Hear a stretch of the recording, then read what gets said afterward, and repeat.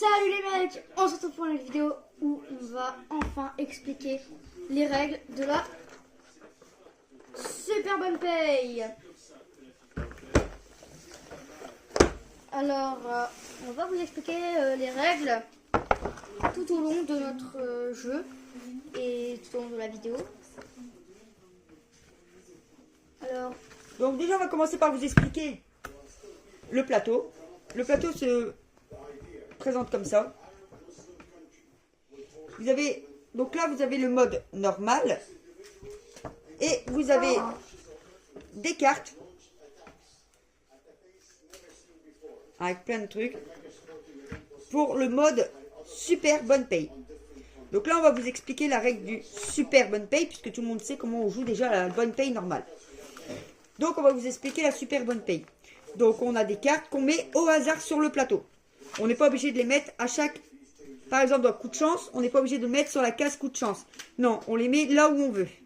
Par exemple, moi, coup de chance, j'ai envie de le mettre à jour des courses.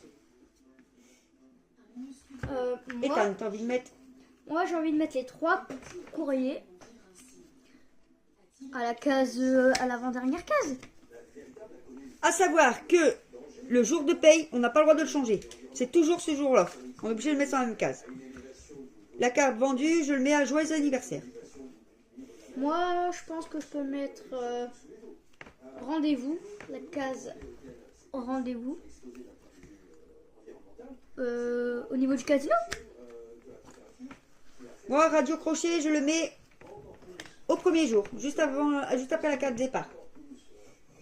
Moi, les 3 courriers à la toute première loterie. Les 2 courriers, je les mets sur une case vendue. Une case vendue, je vais la mettre sur la case jour de repos. La carte vendée. Alors la carte vendée sert quand vous avez déjà acheté des cartes propriété où vous pouvez les mettre à vendre. Donc on va la mettre sur